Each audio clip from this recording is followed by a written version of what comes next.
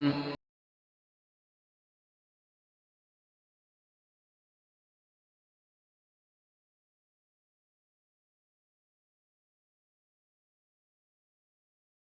قبل، یہ تو رزق ہمیں پہلے بھی یہ دیا گیا تھا، وَأُوتُوا بِهِ مُتَشَابِهًا، اور وہ دنیا کے پھلوں کے مشابہ ہوگا، شکل و صورت دنیا کے پھل جیسی ہوگی لیکن ذائقہ وہ اس دنیا کے پھل جیسا نہیں ہوگا۔ فرمایا وَلَهُمْ فِيهَا أَزْوَاجٌ مُطَهَّرَةٌ، ان کے لیے پاک باز بیوییں ہوں گی، وَهُمْ فِيهَا خَالِدُونَ، اور وہ اس جنت کے اندر ہمیشہ ہمیشہ رہیں گے انشاءاللہ۔ اللہ سے دعا کیجیے اللہ ہمیں بھی اس جنت کا حقدار بنا دے۔ آج کا جو سبق ہے وہ صفحہ نمبر 11 ہے اور آیت نمبر 26 ہے۔ جب اللہ رب العالمین نے پیچھے ان کو چیلنج کیا کہ قرآن پاک کے حوالے سے کہ تم کہتے ہو کہ یہ اللہ کی کتاب نہیں، محمد صلی اللہ علیہ وسلم اپنی طرف سے لے آتے ہیں، یا پیچھے جیسے رب نے مثال بیان کی منافقین کی، تو یہ اس بات پر آگے کہ اللہ رب العالمین کو کیا پڑی ہے کہ اللہ اس طرح کی مثالیں بیان کر رہا ہے، تو اس حوالے سے اللہ رب العالمین نے اس آیت کریمہ کو نازل کر دیا۔ یہ جو دو پہلی آیات ہیں، مزید بات سبق کے اندر ہوگی۔ رب العالمین نے ارشاد فرمایا ان اللہ، بے شک اللہ، لا یستحیی، نہیں شرماتا، ان یضربا، یہ کہ وہ بیان کرے، مثلا مثال، ما بعوضۃ، کسی مچھر کی، چاہے اللہ مچھر کی مثال بیان کرے، فما فوقہا، یا اس سے بڑی کسی کی مثال بیان کرے۔ اللہ رب العالمین نے قرآن پاک کے اندر مختلف مثالیں بیان کی ہیں۔ کہیں میرا رب مکھی کی مثال بیان کرتا ہے، وہ مکھی کی مثال میرا رب یوں بیان کرتا ہے، یہ غیر اللہ اتنے عاجز ہیں، اتنے کمزور ہیں کہ مکھی کو بنانا چاہے تو مکھی کو بنا نہیں سکتے۔ یہ تو اتنے کمزور ہیں، اگر مکھی ان کے کھانے میں سے کچھ لے جائے تو یہ تو وہ کھانا واپس نہیں لٹا سکتے۔ اسی طرح میرے رب نے کسی مقام پر مکڑی کی مثال بیان کی، کسی جگہ پر کھجور کے درخت کی مثال بیان کی، کسی جگہ پر غلام اور لونڈی کی مثال بیان کی۔ یہ اللہ رب العالمین کا ایک طریقہ کار ہے، اللہ جس طرح چاہے، جس طریقے سے چاہے، اللہ کسی کی بھی مثال بیان کر سکتا ہے۔ تو یہ منافقین کہنے لگے کہ یہ اللہ کو کیا پڑی ہے، اللہ کی شان بہت بلند بالا ہے، اللہ کو کیا پڑی ہے اس طرح چھوٹی چھوٹی چیزوں کی مثالیں بیان کرنے سے۔ اللہ رب العالمین فرماتے ہیں اللہ نہیں شرماتا، اللہ چاہے کسی مچھر کی مثال بیان کرے یا اس سے بڑی کسی چیز کی مثال بیان کرے۔ یہ بھی بات یاد رکھیے، نبی صلی اللہ علیہ وسلم کا جو فرمان ہے وہ بھی اللہ کی طرف سے ہوتا ہے۔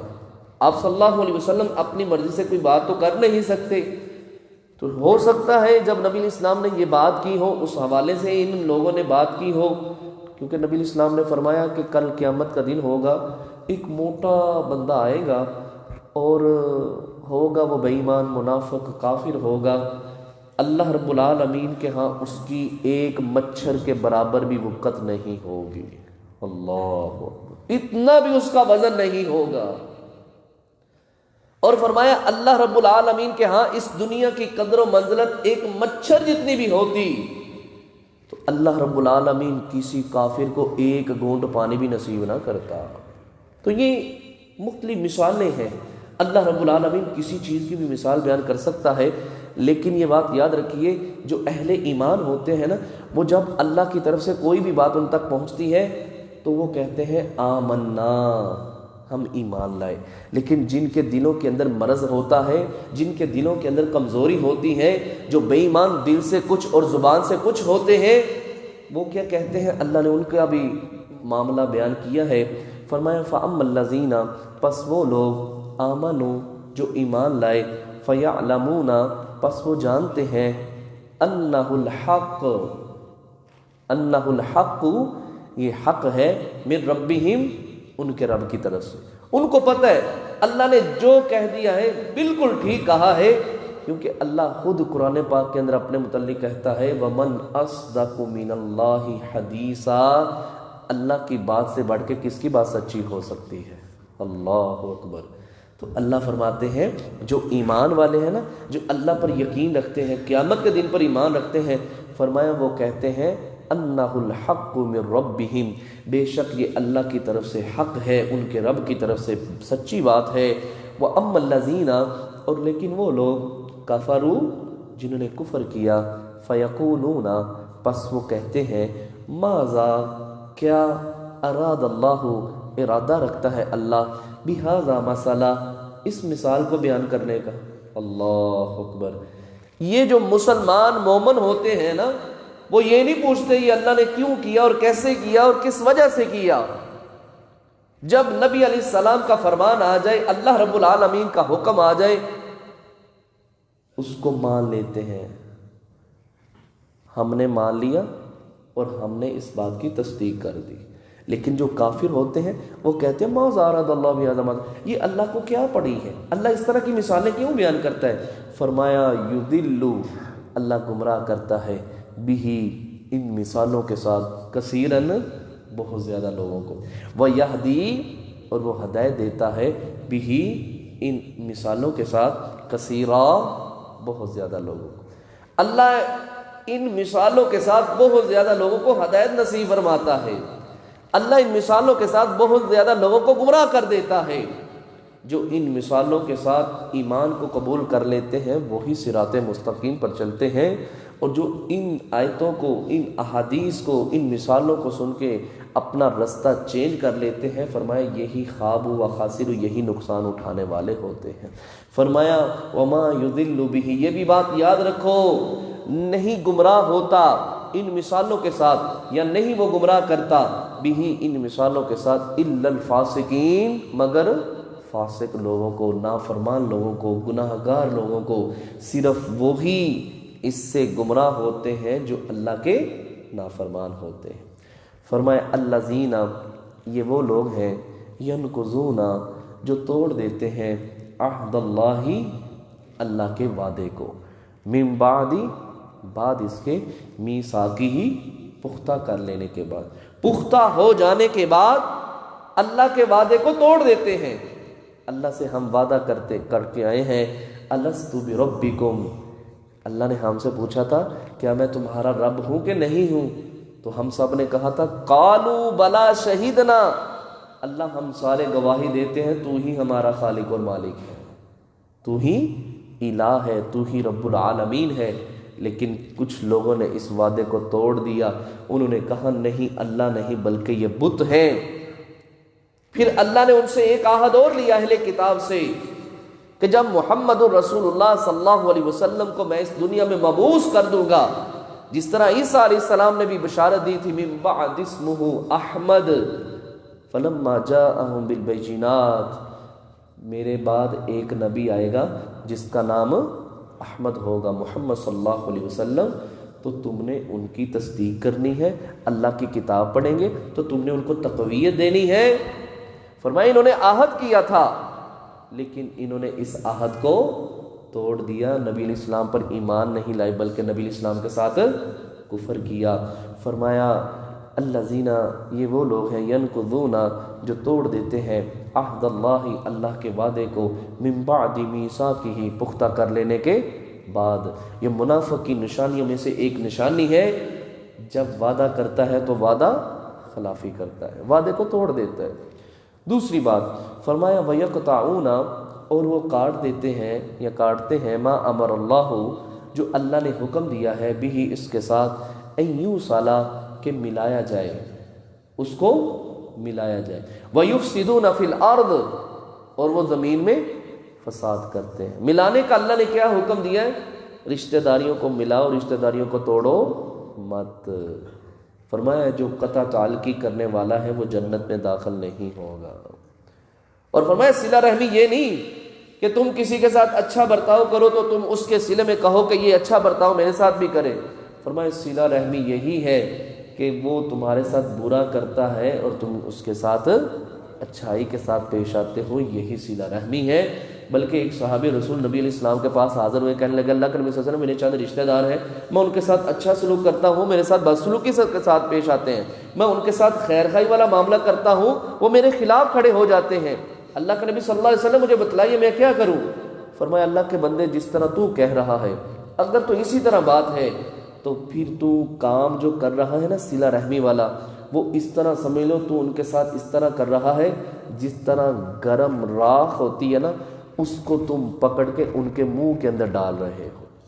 اور یہ بات یاد رکھو، جب تک تم ان کے ساتھ صلہ رحمی کرتے رہو گے اللہ کی طرف سے ایک مددگار تمہارے ساتھ مقرر ہو جائے گا، تمہاری مدد کرے گا، چاہے وہ تمہارے ساتھ جتنا مرضی برا کرے، لیکن تم نے جو صلہ رحمی کرنی ہے وہ اس کے بدلے کے اندر نہیں کرنی بلکہ اللہ کی رضا کے لیے کرنی ہے، تو اس کا تمہیں اللہ اجر عطا فرمائے گا۔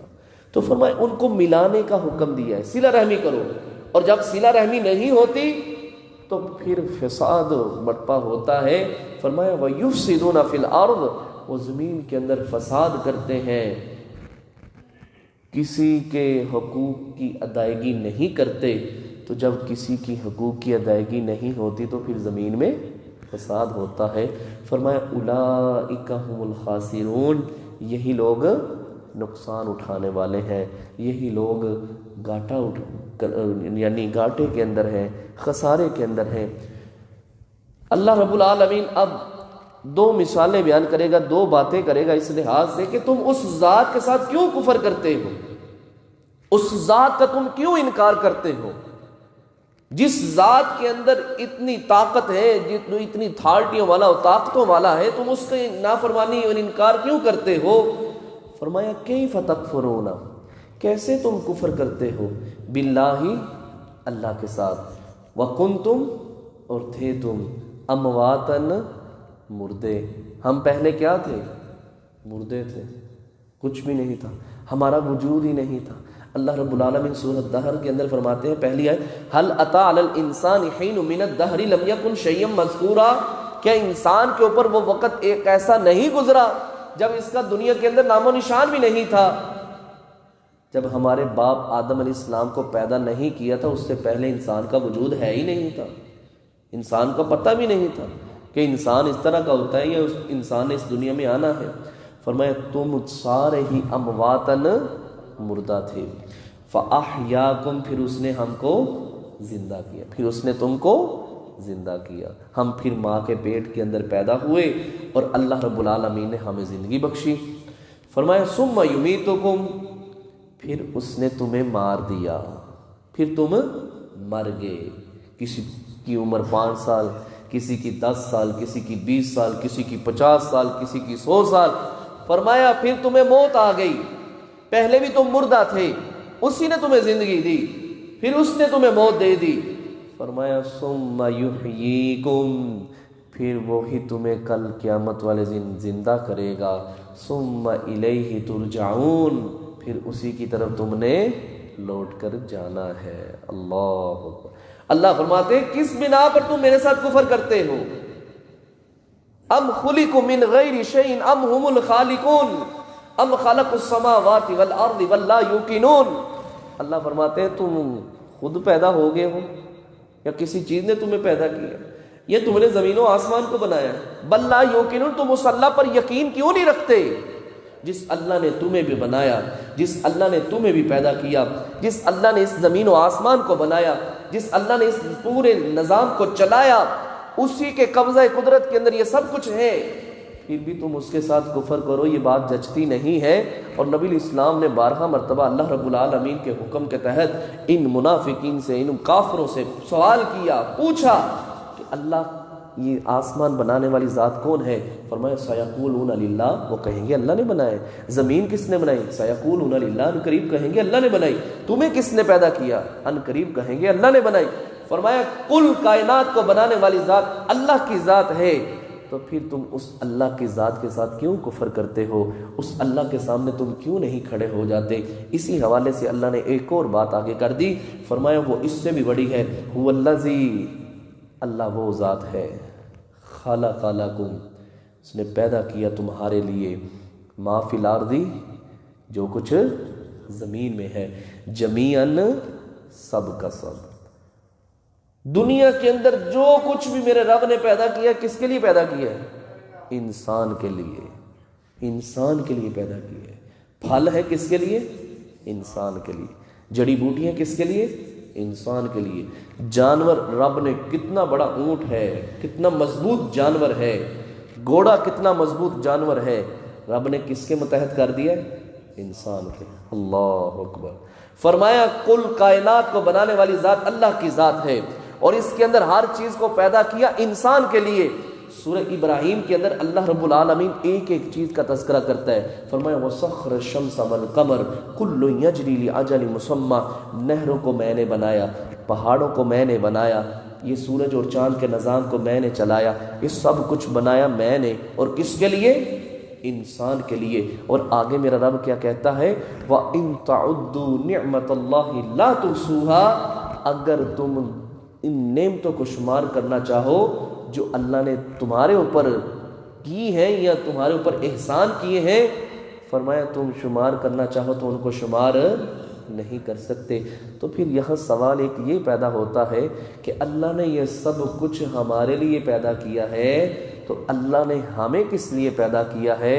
تو پھر اللہ جواب دیتا ہے. فرمایا وَمَا خَلَقْتُ الْجِنَّ وَالْإِنسَ إِلَّا لِيَعْبُدُونَ. سب کچھ پیدا کرنے والی ذات اللہ کی ذات ہے اور سب چیزوں کو پیدا کرنا تمہارے لیے ہے اور تمہیں پیدا کرنا اللہ کا اپنے لیے ہے. اللہ نے تمہیں اپنی عبادت کے لیے پیدا کیا. اللہ دیکھیں نا یہاں کیا لفظ استعمال کرتا ہے، خَلَقَ لَكُم. میں نے تمہارے لیے سب کچھ پیدا کیا، جو کچھ زمین کے اندر ہے جمیعا، سب کا سب، یہ جتنے معاملات ہیں یہ ان سے تم انسان فائدہ اٹھا سکو تاکہ تمہاری زندگی گزرنا آسان ہو جائے، تمہارے لیے کوئی مشکل نہ پیش آئے. فرمایا ثم استوى، آخری بات ثم استوى، پھر وہ متوجہ ہوا الی السماء، آسمان کی طرف. فسواہن، پس اس نے ٹھیک ٹھیک 7 سماوات، کتنے آسمان بنائے؟ 7. اس نے ٹھیک ٹھیک احسن طریقے سے خوبصورت انداز کے ساتھ اس نے 7 آسمان کو بنایا. زمین کو بھی اسی نے بنایا، آسمان کو بھی اسی اللہ نے بنایا. فرمایا فرجع البصر قرتين ينقلب اليك البصر خاسئا وهو حسير. فرمایا ادھر اوپر دیکھو آسمان کی طرف، بار بار آسمان کی طرف دیکھو اور تمہیں کوئی بھی آسمان کے اندر دراڑ، کوئی فرق نظر نہیں آئے گا. کوئی بھی اس کی کاراگری کے اندر کوئی بھی نکتہ چینی تم نہیں کر پاؤ گے، کیونکہ اس نے بڑے ہی خوبصورت انداز کے اندر ان آسمانوں کو کھڑا کیا ہے، بغیر ستونوں کے، بغیر دیواروں کے، بغیر سپورٹ کے.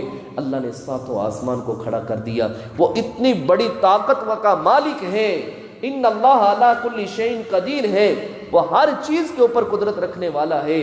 تو الیس اللہ بکاف عبدا، سارے کام وہ کرنے والی ذات ہے. تو اللہ رب العالمین انسان سے سوال کرتا ہے الیس اللہ بکاف عبدا، کیا اللہ تمہاری مدد کے لیے اکیلا کافی نہیں ہے؟